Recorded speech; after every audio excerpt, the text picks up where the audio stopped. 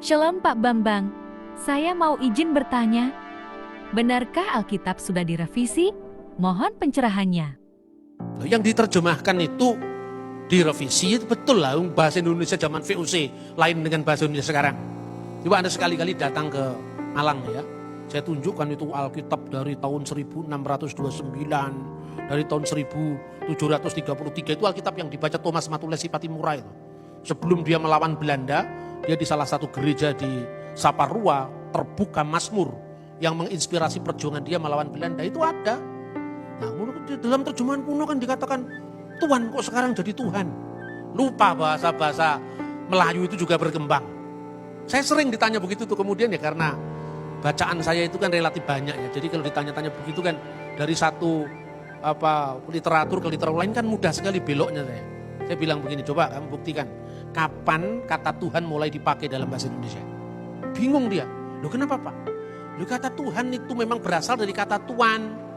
Tuan segala tuan itu menjadi Tuhan. Perkembangan antara bahasa Melayu yang ada di Riau, Melayu di Semenanjung, Melayu di Kalimantan, bahasa Melayu yang dipakai di wilayah lain itu beda satu sama lain. Sampai hari ini pun beda.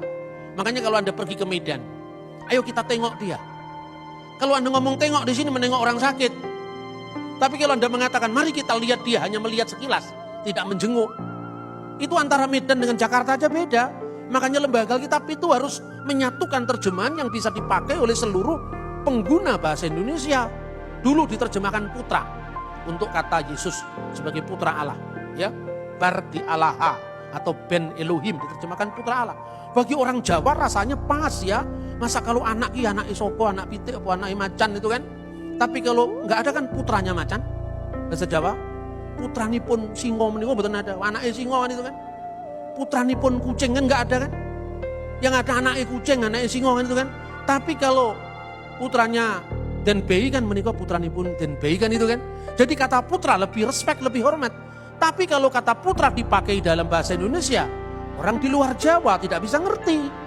Pertama, kelemahan kedua, kata putra itu berkelamin karena untuk laki-laki. Bagaimana ketika anak-anak Allah nggak bisa diterjemahkan? Masa putra-putri Allah? Kami putra-putri Indonesia, masa begitu? Padahal teks satunya cuma satu saja di situ, makanya bergumul berat dalam terjemahan. Itu bukannya bahasanya Alkitab, Quran juga begitu, Weda juga begitu. Makanya kita perlu paham teks aslinya. Nah, kata tuan itu dulu artinya memang tuan. Di zaman Majapahit, patih pada masa Raja Wikramawardhana itu namanya Tuhan Kanaka. Itu artinya Lord biasa, Tuhan Kanaka. Tapi kemudian seiring dengan perjalanan waktu, baca bukunya Profesor Muhammad Yamin yang meneliti prasasti-prasasti Indonesia kuno. Awal mula ketika Islam masuk ke Indonesia di Prasasti Trengganu tahun 1380, itu kata Allah belum dipakai secara mutlak, masih berdampingan dengan kata Dewata Mulia Raya. Itu Prasasti Trengganu sebagai terjemahan dari Allah. Ungkapan Dewata ini dipinjam oleh bahasa Batak menjadi Debata. Maka Allah diterjemahkan Debata Mula Jadi Nabolon. Ini perkembangan dari Sanskerta, Arab, Melayu, campur aduk menjadi satu, namanya bahasa. Kemudian berkembang menjadi bahasa Indonesia kita sekarang. Nah, ketika Yesus diterjemahkan Tuan dan Tuhan, itu problem bahasa Indonesia. Problem bahasa Jawa enggak ada. Ketika dia mengatakan Gusti Yesus ing Jumat Agung menika sampun sedo. Enggak ada orang Jawa Gusti kok sedo. Nah tinggal Gustinya loh. Kalau Gusti Patih sedo, sing sedo manusianya, Gustinya enggak bisa sedo. Karena Gusti itu kan gelar. Lord Charles meninggal. Yang meninggal kan Charlesnya, Lord enggak bisa meninggal. Tapi begitu bahasa Indonesia kita tidak punya kata yang bermakna ganda. Tuan sekaligus Tuhan. Nah itu problem, makanya kalau Anda mengatakan Tuhan Yesus mati, orang lain ketawa-ketawa. Tuhan kok mati? Tuhan yang menciptakan alam semesta kok mati? Dunia direbut setan selama 3 hari katanya gitu. Coba kalau Anda pindah jadi bahasa Inggris, pindah jadi bahasa Jawa. Tidak ada orang tanya begitu. Karena kata Gusti bermakna ganda, baik Tuan maupun Tuhan, tergantung konteksnya apa. Kalau itu Gusti dalam makna Gusti Pangeran Diponegoro ya yang perang Diponegoro 1825 sampai 1830. Tapi kalau Gusti Allah yaitu Allah Subhanahu wa taala dalam pandangan Islam. Tapi kalau Gusti Pangeran itu seto maksudnya manusianya, tidak pernah Gusti Allah seto gitu loh. Tapi kalau dalam bahasa Indonesia karena keterbatasan penggunaan kata Tuhan dan Tuhan, maka jadi masalah. Jadi saya tegaskan, ketika Yesus disebut Allah sama sekali tidak bicara tentang kemanusiaannya, tapi bicara tentang firman Allah yang adalah Allah. Ketika kita bicara tentang Yesus sebagai Tuhan, itu kemanusiaannya justru yang disebut Tuhan itu. Jadi Tuhan di sini agak beda dengan pandangan dengan bahasa Indonesia umat Islam. Tiada Tuhan selain Allah, beda. Kalau dalam bahasa Arab kan la ilaha illallah, tidak ada ilah kecuali Allah. Kalau di Kristen kata Tuhan itu maknanya spesifik untuk kurios yang bermakna ganda, baik Tuhan maupun Tuhan. Nah kalau dalam Islam itu tergantung konteksnya. Kalau orang Islam Jawa ketika mengatakan Gusti Allah ya Tuhan Allah. Tapi kalau Gusti Patih itu bicara manusia seperti itu. Paham saudara-saudara ya?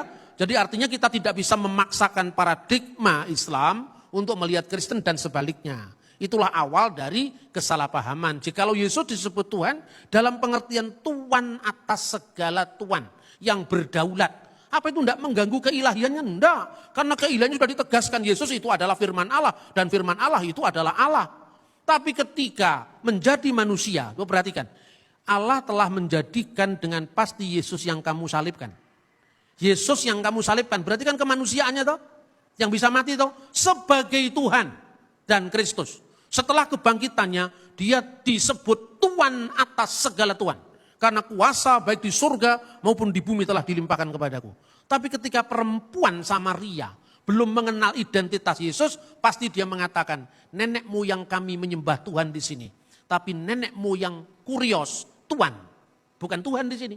Makanya dalam lembaga Alkitab, ya Alkitab Bahasa Indonesia TP, terjemahan baru edisi 2, 1998, dari nyatalah padaku bahwa Tuhan adalah seorang nabi, sekarang sudah disempurnakan terjemahannya, nyatalah padaku bahwa Tuhanlah seorang nabi. Ini tidak mengganggu ketuhanan Yesus, karena apa? Ketika perempuan Samaria mengenal Yesus di perigi Yakub, dia belum bangkit sang Mesias. Dia belum tahu bahwa Yesus itu bukan sekedar Tuhan, tapi Tuhan atas segala Tuhan, yaitu Tuhan.